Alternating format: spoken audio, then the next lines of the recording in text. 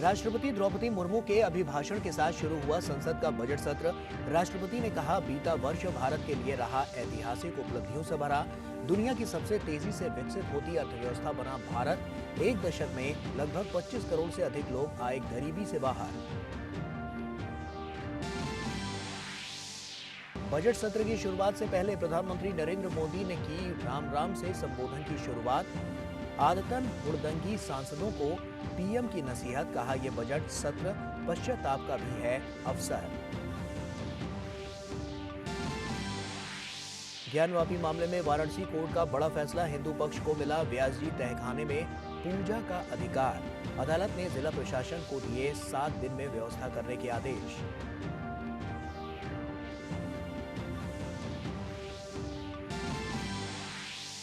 शराब घोटाला मामले में प्रवर्तन निदेशालय ने दिल्ली के मुख्यमंत्री अरविंद केजरीवाल को जारी किया 5वां समन। 2 फरवरी को पूछताछ के लिए बुलाया। पिछले 4 समन के कर चुके हैं अनदेखी।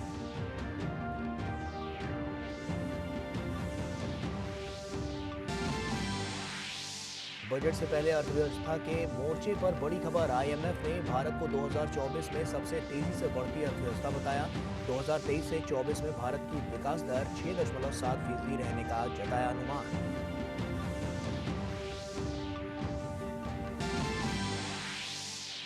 झारखंड में बढ़ी हलचल। मनी लॉन्ड्रिंग मामले में मुख्यमंत्री हेमंत सोरेन से ईडी कर रही है पूछताछ। भाजपा सांसद निशिकांत दुबे ने एक्स पर पोस्ट कर केजरीवाल पर लगाया दिल्ली से भगाने में मदद करने का आरोप। विधायक दल की बैठक में सीएम पद को लेकर घर से ही उठे विरोधी स्वर।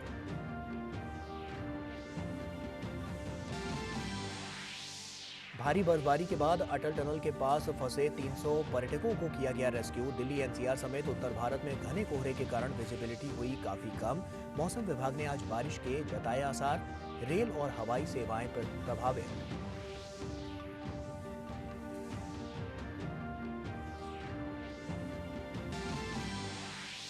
चेन्नई में चल रहे खेलो इंडिया यूथ गेम्स के 6वें संस्करण का आज आखिरी दिन। शाम 6 बजे होने वाले समापन समारोह में केंद्रीय खेल मंत्री अनुराग सिंह ठाकुर करेंगे शिरकत। नमस्कार, आप देख रहे हैं डीडी न्यूज। आपके साथ मैं हूं गौरव श्रीवास्तव। राष्ट्रपति द्रौपदी मुर्मू के अभिभाषण के साथ बजट सत्र 2024 शुरू हो गया है। अपने अभिभाषण में राष्ट्रपति ने कहा कि 17वीं लोकसभा में कई ऐतिहासिक विधेयकों को संसद से पारित कर कानून बनाया गया, जिनका समाज में अभूतपूर्व प्रभाव पड़ा है। जम्मू कश्मीर से आर्टिकल 370 हटाने को लेकर शंकाएं थी, आज वो इतिहास हो चुकी है। इसी संसद ने 3 तलाक के विरुद्ध कड़ा कानून बनाया है। इसी संसद ने हमारे पड़ोसी देशों से आए पीड़ित अल्पसंख्यकों को नागरिक देने वाला कानून बनाया। मेरी सरकार ने 1 रैंक 1 पेंशन की भी लागू किया, जिसका इंतजार 4 दशकों से था। ओआरओपी लागू होने के बाद अब तक पूर्व सैनिकों को लगभग 1 लाख करोड़ रुपए मिल चुकी है। भारतीय सेना में पहली बार चीफ ऑफ डिफेंस स्टाफ की नियुक्ति भी हुई है। और राष्ट्रपति द्रौपदी मुर्मू ने कहा कि दुनिया में गंभीर संकटों के बीच भारत तेजी से विकसित होने वाला देश बना है और जन विश्वास कानून के जरिए भारत में ईज ऑफ डूइंग बिजनेस में लगातार सुधार हो रहा है। ईज ऑफ डूइंग बिजनेस में लगातार सुधार हो रहा है। बीते कुछ वर्षों में 40,000 से ज्यादा कंप्लायंस को हटाया जा या सरल किया गया है। कंपनीज एक्ट तथा लिमिटेड लायबिलिटी पार्टनरशिप एक्ट में 63 प्रावधानों को अपराध की सूची में बाहर किया गया है। और वहीं राष्ट्रपति द्रौपदी मुर्मू ने कहा कि बीते दिनों इंफ्रास्ट्रक्चर में जमकर निवेश हुआ है और आज भारत में ऐसा इंफ्रास्ट्रक्चर बन रहा है जिसका सपना सभी भारतीय देखते थे।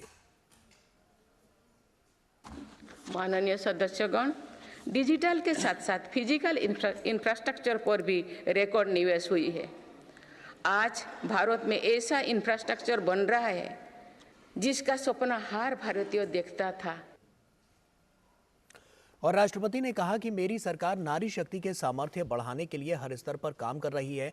इसकी एक तस्वीर हमें इस बार के गणतंत्र दिवस के परेड में भी देखने को मिली।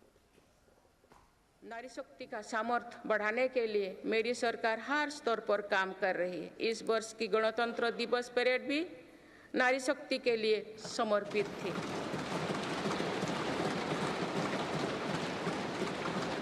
इस परेड में दुनिया ने हमारी बेटियों के सामर्थ्य की झलक देखी। मेरी सरकार ने जल, स्थल, नभ और अंतरिक्ष हर तरफ बेटियों की भूमिका का विस्तार किया है। हम सब जानते हैं कि महिलाओं के लिए आर्थिक स्वतंत्रता के क्या मायने हैं। मेरी सरकार ने महिलाओं की आर्थिक भागीदारी बढ़ाने के लिए निरंतर प्रयास किए हैं। आज लगभग 10 करोड़ महिलाएं स्वयं सहायता समूह से जुड़ चुके हैं। इन समूहों को 8 लाख करोड़ रुपया बैंक लोन और 40,000 करोड़ रुपया की आर्थिक सहायता दी गई है। और राष्ट्रपति द्रौपदी मुर्मू ने कहा कि पर्यटन के क्षेत्र में वृद्धि का कारण विश्व में भारत की बढ़ती साख है। अंडमान और लक्षद्वीप में पर्यटकों की संख्या में अभूतपूर्व वृद्धि हुई है और अयोध्या धाम में प्राण प्रतिष्ठा के 5 दिनों में ही 13 लाख श्रद्धालुओं ने दर्शन कर लिए हैं।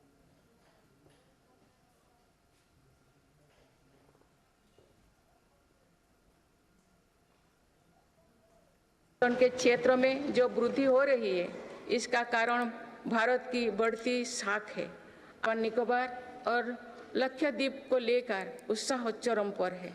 मेरी सरकार ने देश भर में तीर्थ और ऐतिहासिक स्थलों के विकास पर बल दिया है।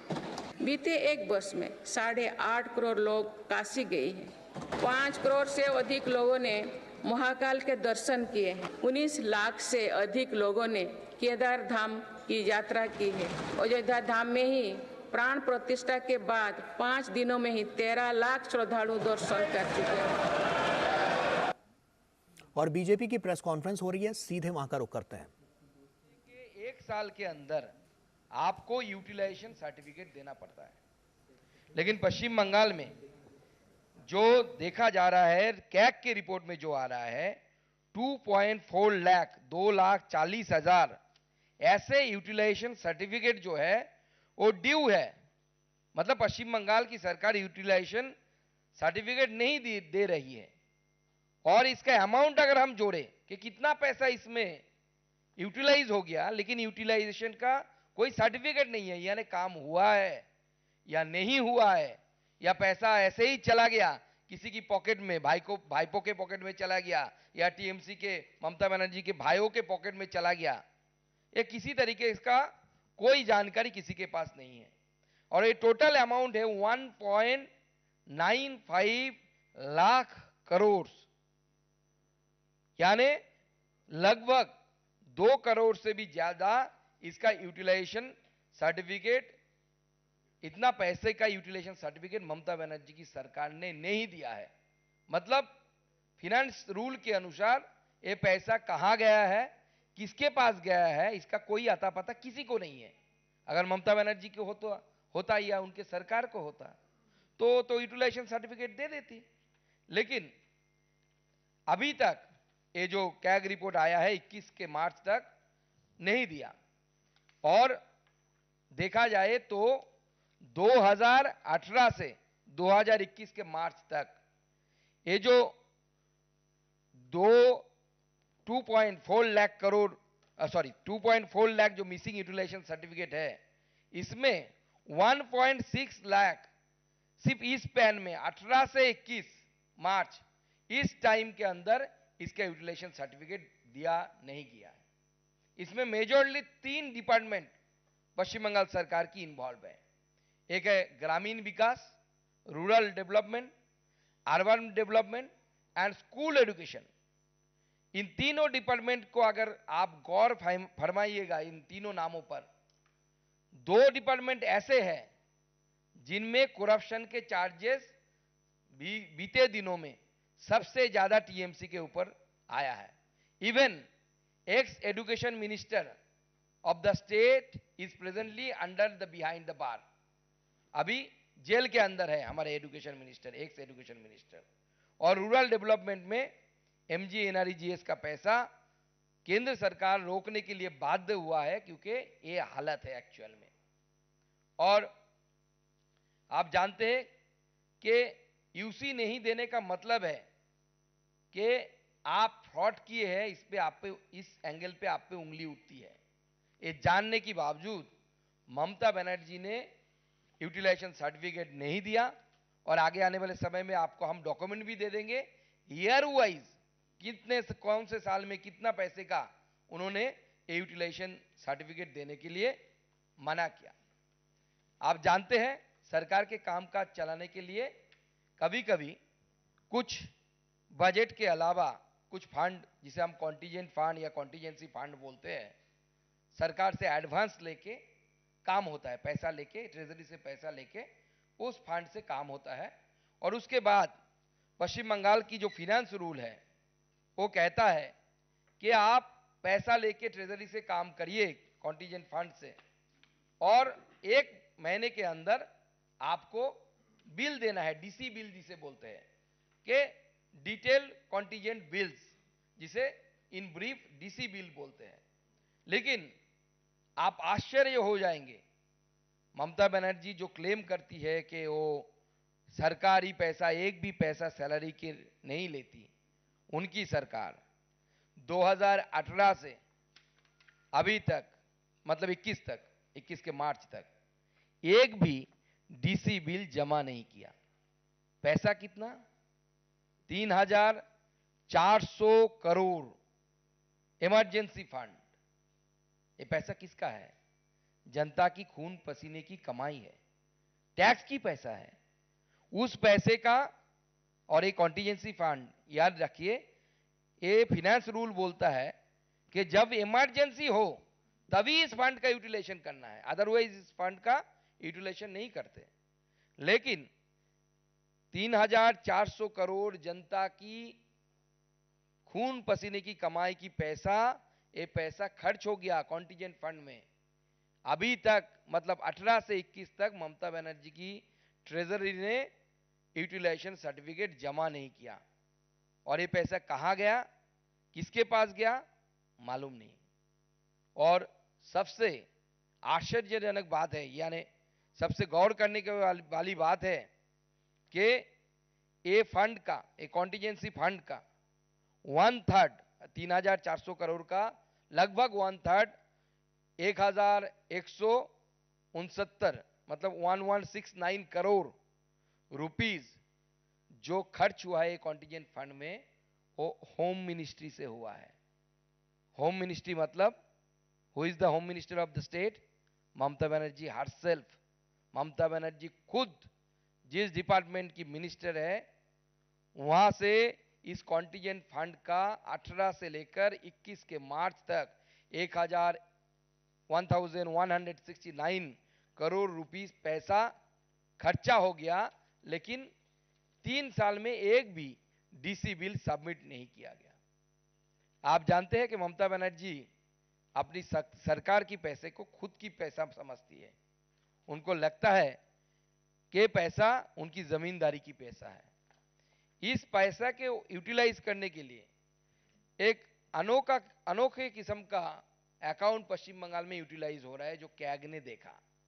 वो है, बोलते, उनको नाम दिया गया पर्सनल लेजर्स और पर्सनल अकाउंट्स।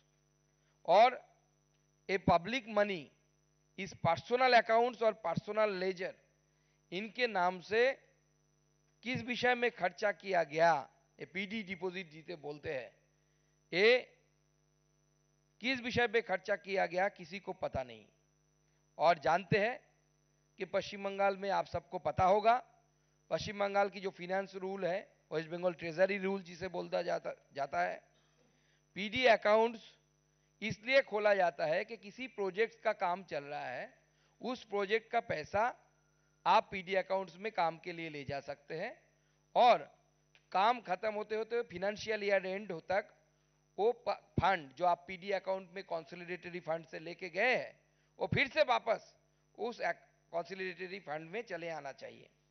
लेकिन देखा जा रहा है कि 31 मार्च 2021 को जो कंसोलिडेटेड फंड में वापस आना था अमाउंट, पीडी अकाउंट पे अगर ले भी जाते हैं आप, लेकिन देखा जा रहा है कि लगभग पूरे स्टेट में 160 ऐसे पीडी अकाउंट्स है, पीडी लेजर है, जिसमें 3,465 करोड़ रुपया पड़ा हुआ है, जो total violation of finance rule है। और ये पब्लिक मनी है, और पब्लिक मनी पड़े रहने का मतलब जनता की पैसा लूटे जाने की कोशिश है, लूटने की कोशिश है।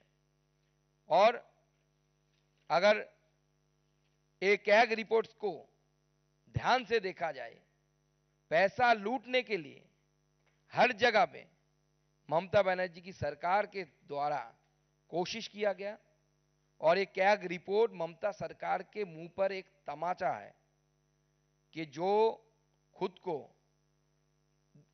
ऐसा मानते हैं कि उनके जैसा ऑनेस्ट पॉलिटिशियन बंगाल में क्या पूरे भारतवर्ष में नहीं है। ममता बनर्जी का खुद का मानना है, उनका पार्टी का मानना है, लेकिन एक कैग रिपोर्ट पूरी तरीके से ममता बनर्जी की सरकार को बेआबरू कर देती है और दिखाता है कि किस तरीके से जनता की पैसे को लूटा गया, लूटने की व्यवस्था किया गया, यूटिलाइजेशन सर्टिफिकेट नहीं दिया गया, personal account, personal ledger maintain किए गए, और धांधली सबसे ज्यादा अगर देखें तो ममता बनर्जी की खुद की डिपार्टमेंट होम डिपार्टमेंट में है, और वहां पे पैसा ऐसे लूट जिसे बोलते हैं, एक तरीके किस्म का लूट चल रहा है बंगाल में।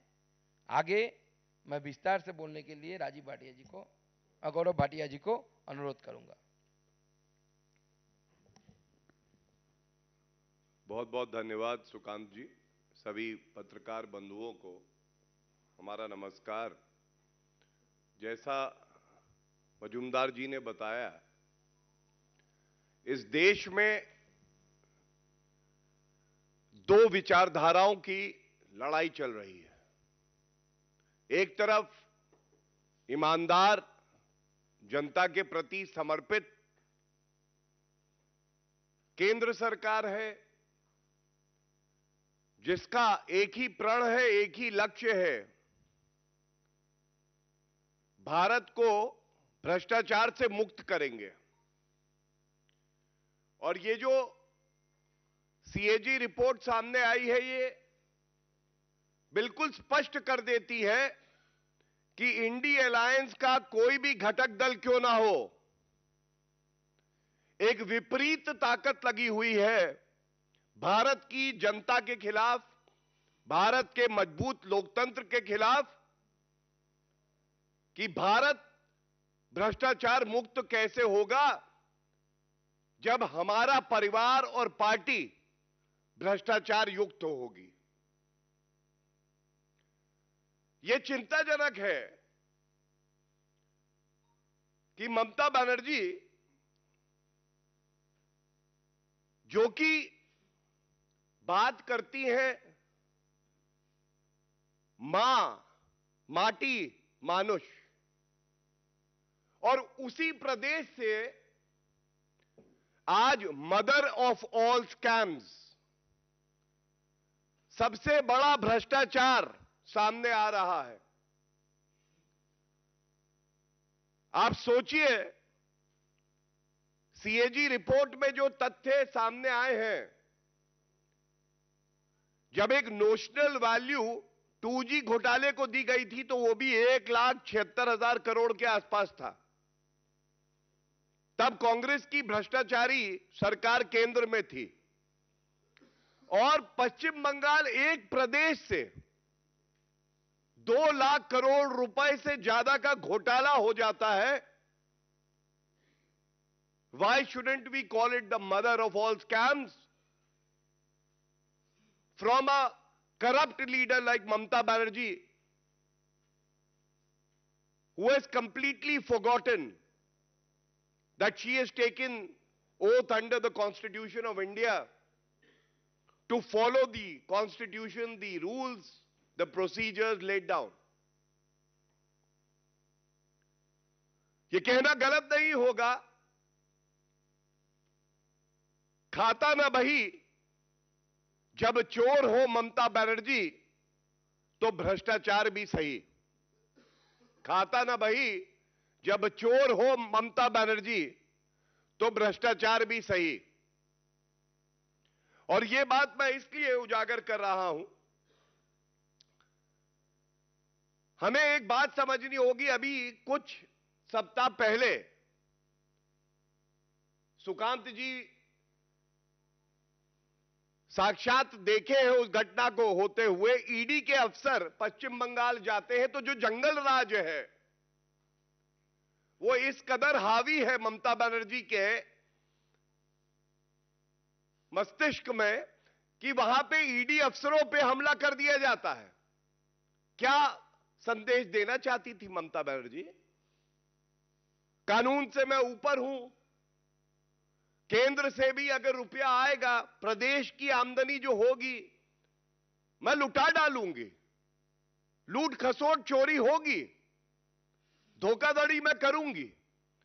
जब संवैधानिक संस्था कंट्रोलर एंड ऑडिटर जनरल, जो कि संवैधानिक संस्था है, हमसे हिसाब मांगेगी तो मैं कहूंगी ठेंगा नहीं दूंगी, जाओ। यह करारा तमाचा मारने का प्रयास है ममता बनर्जी का पश्चिम बंगाल की जनता के गाल पर वो भूल गई हैं जब कानून का डंडा पड़ता है तो अच्छे अच्छे भ्रष्टाचारी भी सीधे हो जाते हैं। मैं इसी संदर्भ में एक और बात बताऊं। टीएमसी के ही नेता शाहजहां शेख जिस मुख्यमंत्री को यह सुनिश्चित करना था कि उनके पार्टी के भ्रष्टाचारी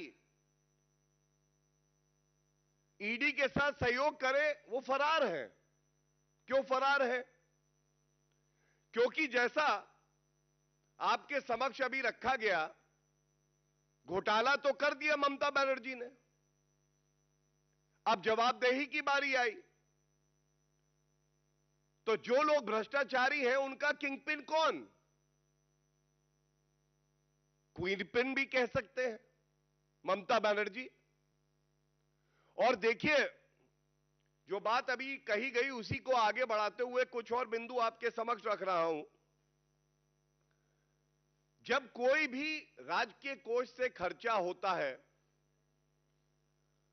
तो उपयोग हुआ वो रुपया, उसका प्रमाण पत्र देना अनिवार्य है रूल्स में।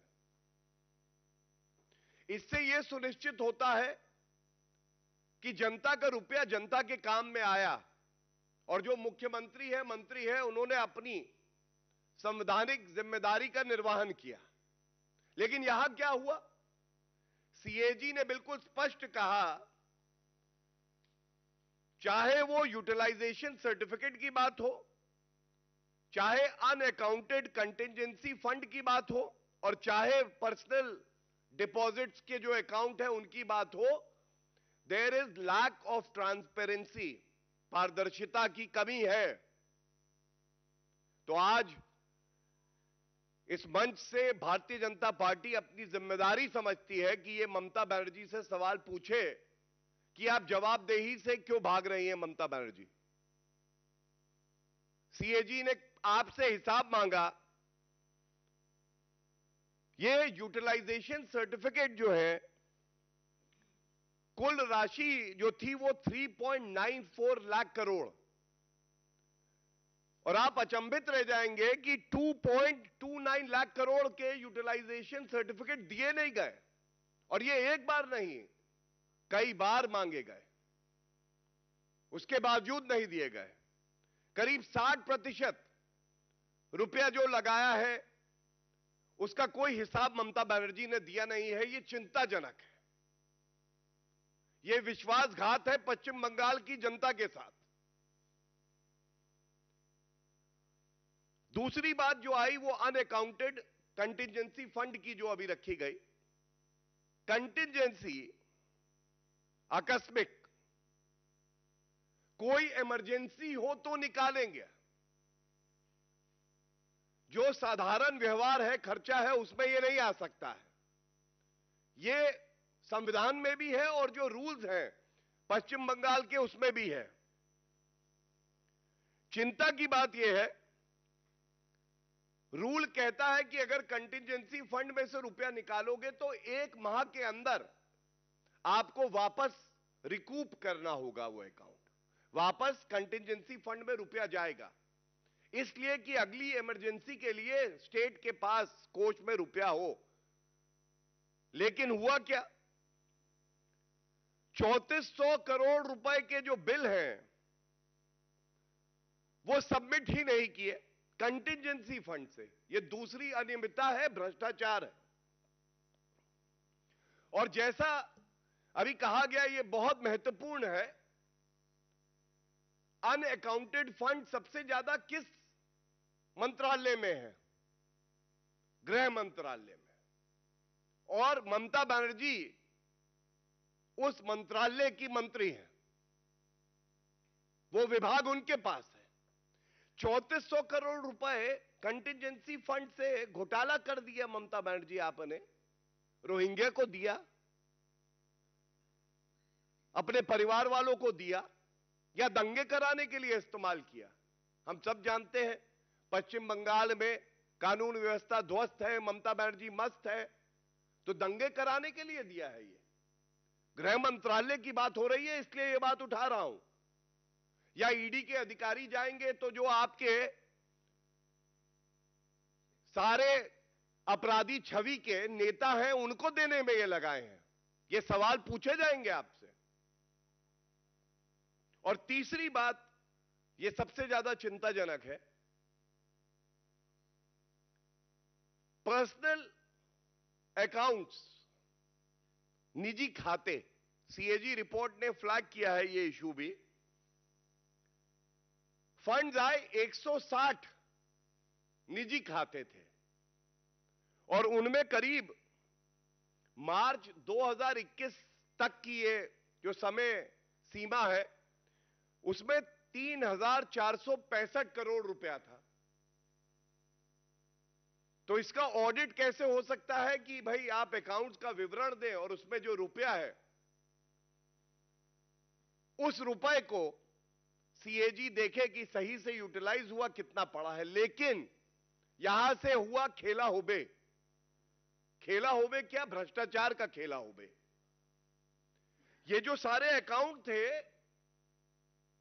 वो अकाउंट बंद हो जाते हैं, नए अकाउंट खुल जाते हैं। इससे क्या लाभ होता है कि वो नए साल के अकाउंट्स हैं, सारा रुपया इधर आया और इधर से खर्च किया अपने निजी आवश्यकताओं के लिए, या पार्टी के लिए, या दंगे कराने के लिए। राशि छोटी मोटी नहीं है। मैंने आपको बताया 2,30,000 करोड़ करीब करीब यूटिलाइजेशन सर्टिफिकेट में, अनअकाउंटेड कंटिजेंसी फंड में थी 3400 करोड़, और ये जो पर्सनल डिपॉजिट्स है इसमें है राशि 5,000 करोड़ रुपए। ये तीनों जो अहम बिंदु आपके समक्ष उठाए हैं, इससे एक बात जरूर उजागर हो गई है, चोरी भी मैं करूंगी और सीना जोरी भी मैं करूंगी। मैं कानून से ऊपर हूं, मुझसे कोई सवाल ना पूछे। सवाल पूछेगा तो गुंडा राज है, मेरे गुंडे हैं पश्चिम बंगाल में। ममता बनर्जी की सरकार में तो निर्दोष मार दिए जाते हैं, महिलाओं के साथ बलात्कार हो जाता है, अफसरों के साथ गुंडागर्दी होती है, पीटा जाता है। सारी संस्थाओं को जो संवैधानिक है, जो अपने कर्तव्य का निर्वहन करती हैं, उनको डराने का काम कोई कर रहा है तो ममता बनर्जी कर रही है। और इसीलिए इस मंच से एक बात कह के मैं अपनी बात को विराम दूंगा। आज भ्रष्टाचारी ममता बनर्जी हो, या पापी आपके अरविंद केजरीवाल हो, या भ्रष्टाचार की जननी कांग्रेस पार्टी है, चाहे आरजेडी हो, चाहे जेएमएम हो, किसी को यह गलत फहमी ना हो कि आप पहली बात कानून से ऊपर हैं, दूसरा आप जो ईमानदार अधिकारी हैं, जो वर्दी है, उसको डरा सकते हैं, और तीसरी बात, जनता आपसे दबने वाली नहीं है। एक एक रुपए का हिसाब आपको देना पड़ेगा और वो भी वक्त आएगा जिनको गुरूर था, गुमा था कि मैं कानून से ऊपर हूं, वो जेल की सलाखों के पीछे चले गए। ये ताकत होती है ईमानदार सरकार की, ईमानदार एजेंसी की। वो वक्त भी आएगा ममता बनर्जी, एक एक रुपए का हिसाब आपको देना पड़ेगा। धन्यवाद। कोई सवाल हो तो पूछ सकते हैं। तो आप सुन रहे थे, बीजेपी की ये प्रेस कॉन्फ्रेंस हो रही थी। भ्रष्टाचार के साफ तौर पर आरोप लगाए हैं ममता बनर्जी की सरकार पर, और यहां पर हम जैसा कि देख रहे हैं कि जो आंकड़े हैं वो भी पेश किए गए हैं। 1.95 लाख करोड़ से भी ज्यादा का बड़ा ये घोटाला बताया जा रहा है, जैसा कि जो कैग की रिपोर्ट में सामने आया है। ऐसे में गृह मंत्रालय भी वहां पर ममता बनर्जी के पास है, लेकिन इसके बाद भी जैसा कि हम देख पा रहे हैं कि वहां पर लगातार जो स्थितियां हैं वो और बद से बदतर होती जा रही हैं। ऐसे में जो पैसा है वो जनता का है, और इसी को लेकर ये बीजेपी की प्रेस कॉन्फ्रेंस थी, जिसमें तमाम बड़े और गंभीर आरोप यहां पर ममता बनर्जी की सरकार पर लगाते हुए नजर आए हैं। तो साफ तौर पर जैसा कि हम देख रहे हैं कि पश्चिम बंगाल में जो सरकार है वो किस तरह से वहां पर काम करती हुई नजर आ रही है, जिसको लेकर यहां पर बीजेपी की ये प्रेस कॉन्फ्रेंस हो रही थी, और ममता बनर्जी की सरकार को यहां पर आड़े हाथों लिया गया, और जो तमाम घोटाले हो रहे हैं तमाम क्षेत्रों में उसको यहां पर उजागर करते हुए नजर आए हैं। छोटे से ब्रेक के लिए यहां पर रुक रहे हैं, जल्द लौटते हैं। टेक स्टार्टअप सॉलिड था, प्लान था कड़क, करना था समथिंग ग्रेट, पर शुरू से प्रॉब्लम्स ने घेरा यूं कि बिजनेस हुआ अपना लम्बेट। बिजनेस गुरु की जरूरत थी खास, सीधे गए SBI स्टार्टअप ब्रांच पे तो खुल गया success. Startup advisory and support SBI startup branch पे। ब्रेक के बाद एक बार फिर से आप सभी का स्वागत है। बजट सत्र से पहले प्रधानमंत्री नरेंद्र मोदी ने आज संसद भवन में पत्रकारों को संबोधित किया। प्रधानमंत्री ने अपना संबोधन नए साल की राम राम के साथ शुरू किया। प्रधानमंत्री ने अपने संबोधन में कहा कि इस नए संसद भवन में जो पहला सत्र हुआ था उसके आखिर में इस संसद ने एक बहुत ही गरिमापूर्ण फैसला लिया था, जो नारी शक्ति वंदन अधिनियम का था। प्रधानमंत्री ने कहा कि आज बजट सत्र का आरंभ हो रहा है। अब राष्ट्रपति द्रौपदी मुर्मू का मार्गदर्शन और कल निर्मला सीतारमण द्वारा अंतरिम बजट एक प्रकार से नारी शक्ति के साक्षात्कार का पर्व है। आज बजट सत्र का आरंभ हो रहा है, तब राष्ट्रपति द्रौपदी मुर्मू जी का मार्गदर्शन और कल निर्मला सीतारमण जी के द्वारा इंटरिम बजट एक प्रकार से ये नारी शक्ति के साक्षात्कार का पर्व है।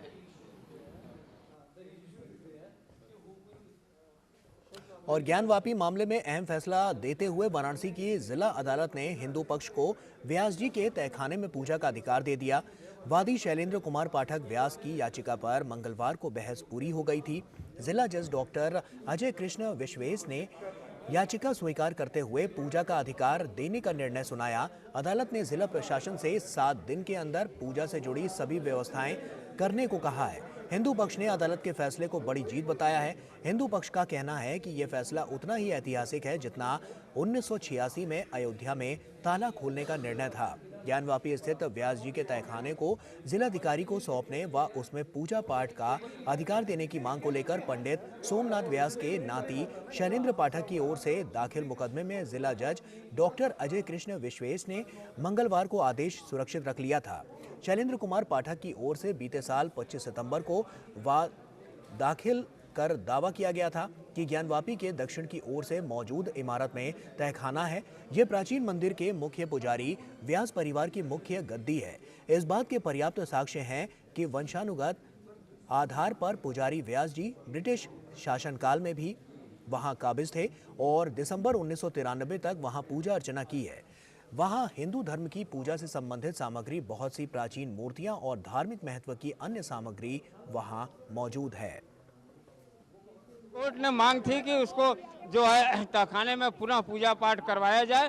उनके जो वंशज जो हैं शैलेंद्र कुमार व्यास की तरफ से हम लोगों ने दाखिल किया था, जिस पे कोर्ट ने सुनवाई के बाद रिसीवर 17 दिसंबर को रिसीवर नियुक्त कर दिया था जिलाधिकारी को, और आज जो है पूजा पाठ का अधिकार जो है आज दे दिया गया कि वहाँ जितने भी हिंदू धार्मिक क्रियाकलाप हैं, पूजा पाठ है, उसको पुनः बहाल किया जाए और 1 सप्ताह के अंदर जिलाधिकारी जो रिसीवर हैं उनको कंप्लाइन करने का माननीय कोर्ट ने आदेश कर दिया है।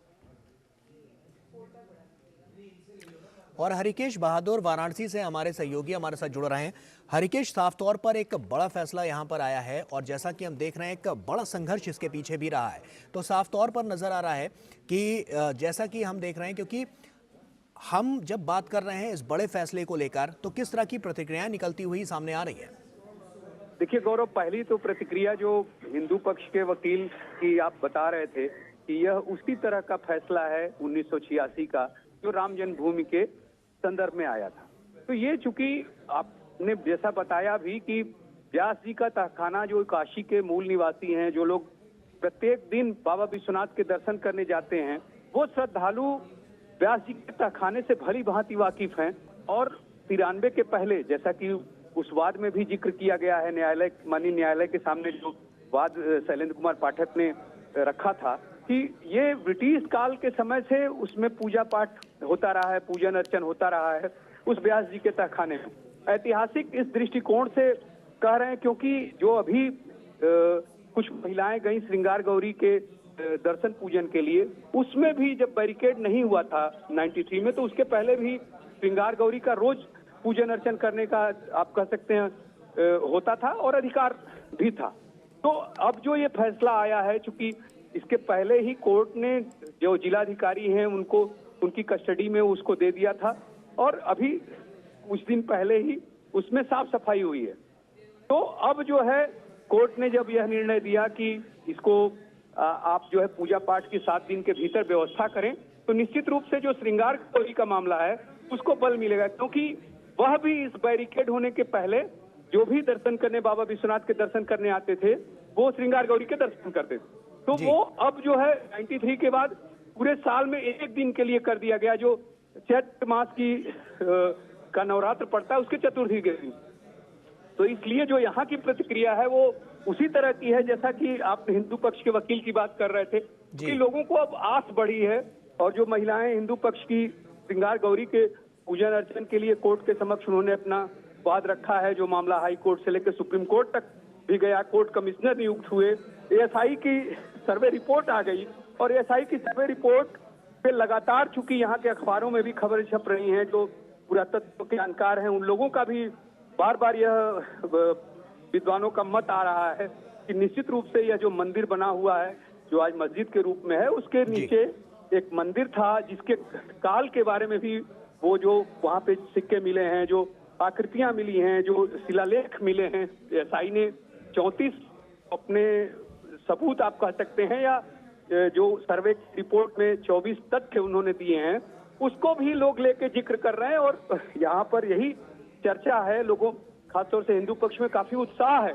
कि ये मील का पत्थर साबित होगा जो आने और आगे मुकदमे चल रहे हैं ज्ञान वापी से संबंधित। गौरव जी, हरिकेश, साफ तौर पर यह नजर आ रहा है क्योंकि जैसा कि हम देख रहे हैं एक बड़ा फैसला यहां से निकलता हुआ सामने आया है और ऐसे में जो संघर्ष है वो भी काफी बड़ा रहा है। बहुत बहुत शुक्रिया तमाम जानकारियां हमसे साझा करने के लिए आपका, हरिकेश। वाराणसी जिला अदालत के फैसले का स्वागत किया जा रहा है। स्वामी जितेंद्रानंद सरस्वती ने इस फैसले की सराहना की है। आज वाराणसी जिला कोर्ट में वाराणसी ज्ञानवापी के तहखाने के ऊपर यह निर्णय आना कि सोमनाथ व्यास परिवार के पास जो स्वामित्व था जिस तहखाने का, वह तहखाना पूजा दर्शन के लिए खोल दिया जाए, यह हिंदू समाज के बड़ी विजय के पहले कदम के रूप में देखा जाना चाहिए।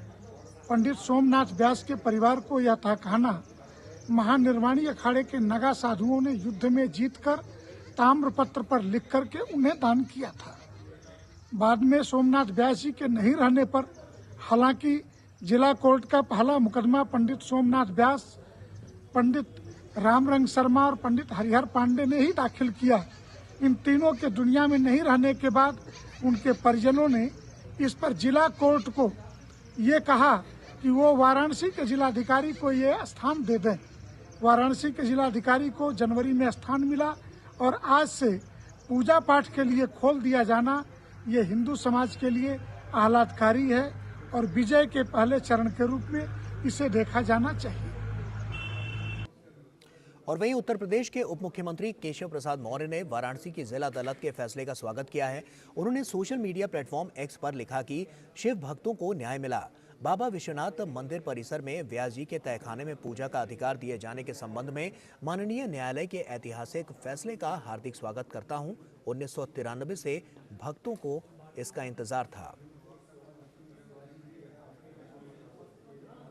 इलाहाबाद हाईकोर्ट ने भारतीय पुरातत्व सर्वेक्षण को निर्देश देने से इनकार करने वाले वाराणसी जिला जज के आदेश को चुनौती देते हुए दायर नागरिक पुनर्विचार याचिका में अंजुमन इंतजामिया मस्जिद समिति को नोटिस जारी किया है। याचिकाकर्ता के अधिवक्ताओं ने कोर्ट में तर्क दिया है कि वुजूखाना क्षेत्र का ASI सर्वेक्षण आवश्यक है ताकि पूरी संपत्ति का धार्मिक चरित्र निर्धारित किया जा सके। 2023 को ASI सर्वे को नॉन इन्वेसिव माना था, तो ऐसे में अगर उसी मेथोडोलॉजी से अभी सर्वे की जाएगी तब सही फैक्ट निकल के आएंगे और कोई डैमेज स्ट्रक्चर को होना नहीं है, क्योंकि वो पीस ऑफ लैंड है। और रिलीजियस कैरेक्टर को असर्टेन करने के लिए जो ज्ञानवापी का है, क्योंकि अभी जो हमने कोर्ट में कहा कि जो SI रिपोर्ट आई है उसमें तमाम मूर्तियां मिली हैं, क्वाइन मिले हैं, तमाम आर्टिफैक्ट मिले हैं, तो ऐसे में रिमेनिंग पार्ट का भी 1 by 1 होना चाहिए ताकि जो है रिलीजियस कैरेक्टर को असर्टेन किया जा सके कि आखिर 15 अगस्त 1947 को उस जगह का, उस प्लेस का रिलीजियस कैरेक्टर था क्या। और झारखंड के मुख्यमंत्री हेमंत सोरेन से आज प्रवर्तन निदेशालय की टीम पूछताछ कर रही है। ये पूछताछ जमीन घोटाले से जुड़े मनी लॉन्ड्रिंग के मामले में हो रही है। कल लापता होने की अटकलों के बीच सोरेन ने रांची में विधायकों की बैठक की, जिसमें उनकी पत्नी भी शामिल हुई। JMM की ओर से कहा जा रहा है कि वे आज ED के समन पर जवाब देने के लिए उपलब्ध रहेंगे, लेकिन समन को लेकर हाजिर न होने को लेकर भाजपा सोरेन पर हमलावर है। भाजपा ने हेमंत सोरेन पर ED के सवालों से बचने के लिए इधर उधर भागने का आरोप लगाया है। ED की ओर से पिछले दिनों मुख्यमंत्री हेमंत सोरेन को पूछताछ के लिए 10वां समन जारी किया गया था। ED ने मुख्यमंत्री हेमंत सोरेन के घर से कुछ कागजात, 36 लाख रुपए की नकदी और BMW कार जब्त की है। बताया जा रहा है कि BMW कार बेनामी है और इसका इस्तेमाल CM सोरेन कर रहे हैं।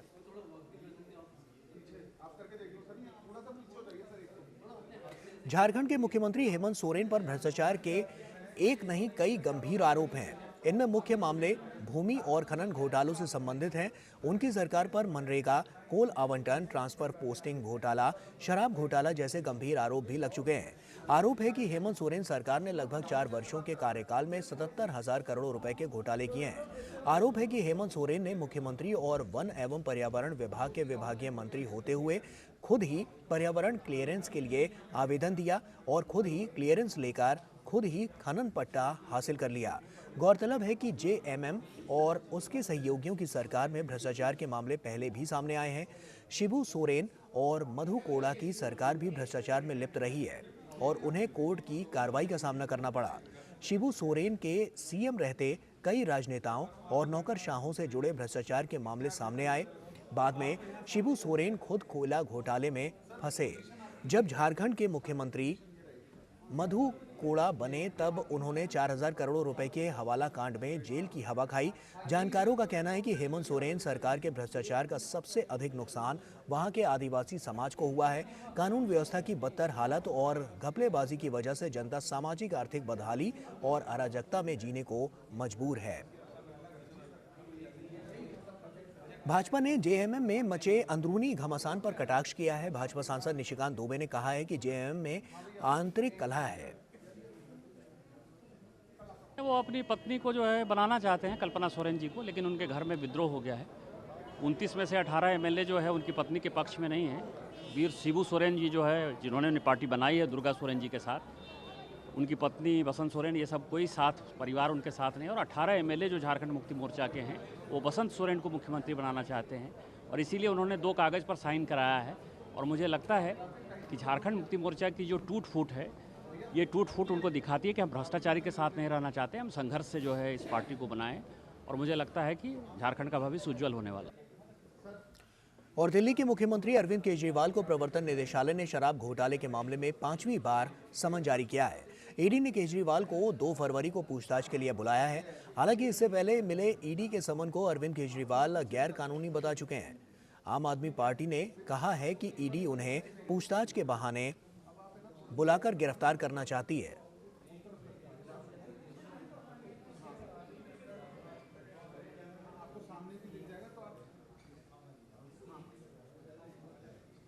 भाजपा प्रवक्ता शहजाद पूनावाला ने केजरीवाल पर कानून से बचने का आरोप लगाया है। उन्होंने बार बार समन की अनदेखी किए जाने की आलोचना की।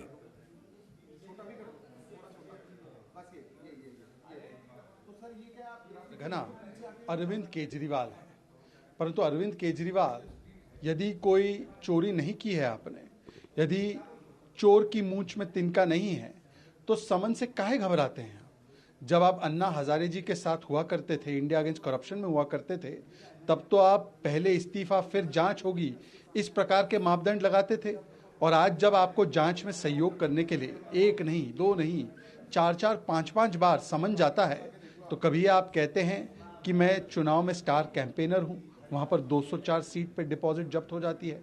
कभी आप कहते हैं मैं विपासना में व्यस्त हूं, कभी आप सवाल ही उठा देते और कहते हैं विद्वेषपूर्ण कार्रवाई है।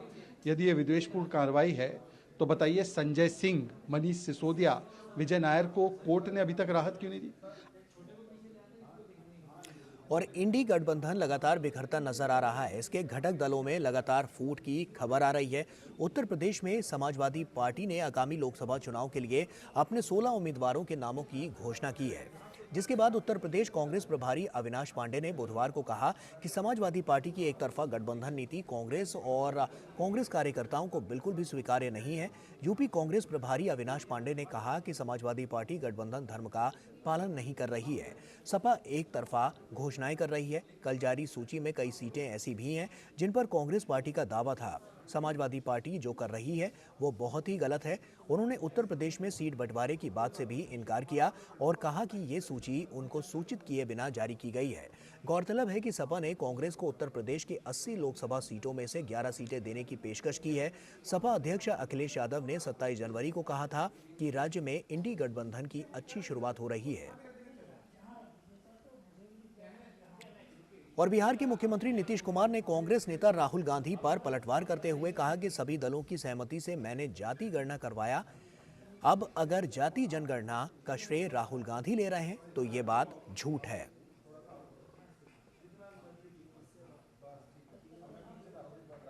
आप जानते नहीं, आप भूल गए। बुलाया तो हमने किया है जी। उस समय तो अपोजिशन दूसरे तरफ था, उन लोगों को भी कहे थे और ले भी गए थे। और क्या होना चाहिए ये आप अच्छी तरह नहीं जानते हैं। कितने लोग किस काम को करेंगे वो सब मेरा किया हुआ है ना जी।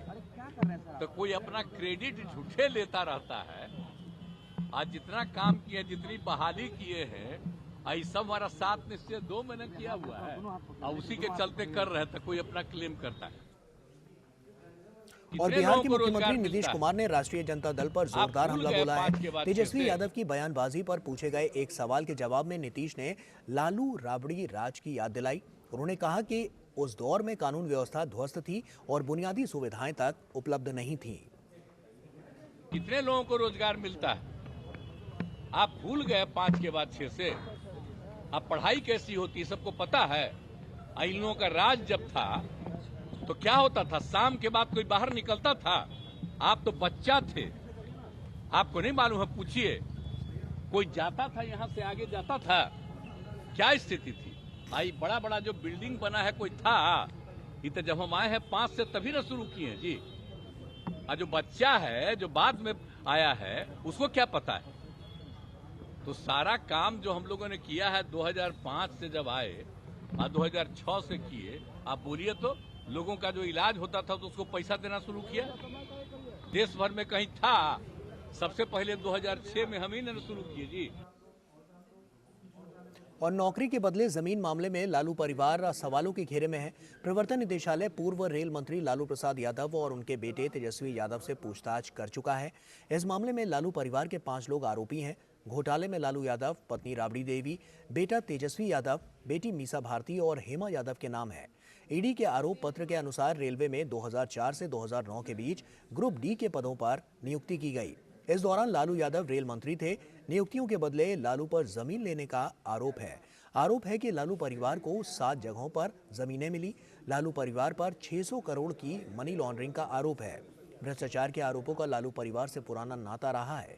1996 में लालू यादव पर जब भ्रष्टाचार के आरोप लगे तब उन्होंने जनता दल को तोड़कर आरजेडी का गठन किया था। 900 करोड़ रुपए के चारा घोटाले से जुड़े कई मामलों में लालू को सजा हो चुकी है। लालू यादव के बाद मुख्यमंत्री बनी उनकी पत्नी राबड़ी देवी के कार्यकाल में भी भ्रष्टाचार के मामले सर उठाते रहे। बिहार में हुए सृजन घोटाले की शुरुआत तत्कालीन मुख्यमंत्री राबड़ी देवी के कार्यकाल के दौरान हुई थी। और केरल के 7 बार के विधायक रह चुके पीसी जॉर्ज ने अपनी पार्टी केरल जनपक्षम सेक्युलर का भाजपा में विलय कर दिया है। भाजपा के केरल प्रभारी प्रकाश जावड़ेकर समेत दोनों पार्टियों के कई नेताओं की मौजूदगी में भाजपा के राष्ट्रीय मुख्यालय में पीसी जॉर्ज ने अपनी पार्टी केरल जनपक्षम सेक्युलर का भाजपा में विलय किया।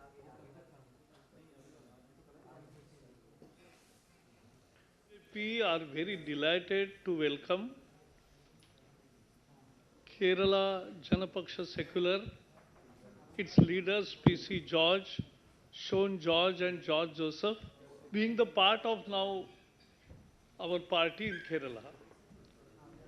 The big rally will be held in Kerala, where that first merger meeting will also be there. और वित्त मंत्री निर्मला सीतारमण लोकसभा में कल अंतरिम बजट पेश करेंगी। इससे पहले आज प्री बजट फोटो शूट हुआ। इस दौरान वहां वित्त मंत्री निर्मला सीतारमण के साथ वित्त राज्य मंत्री पंकज चौधरी और भागवत कराड़ भी मौजूद थे। फोटोशूट में वित्त मंत्रालय के अधिकारी भी शामिल हुए।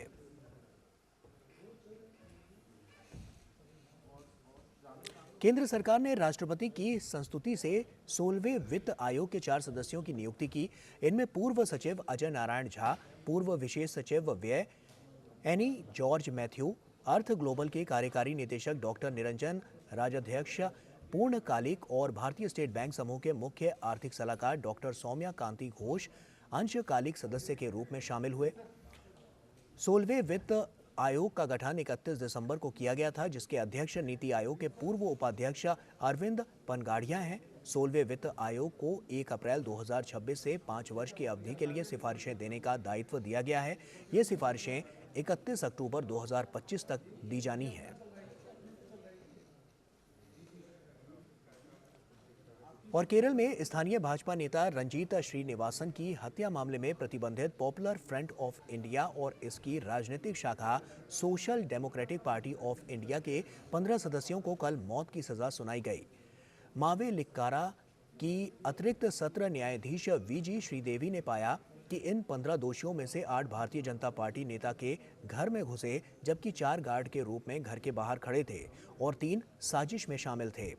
19 दिसंबर 2021 को भारतीय जनता पार्टी ओबीसी मोर्चा के राज्य सचिव रंजीत श्रीनिवासन की अलप्पुझा शहर के वेल्ला किनार स्थित उनके घर पर उनकी पत्नी, मां और बेटी के सामने धारदार हथियारों से बेरहमी से हत्या कर दी गई थी।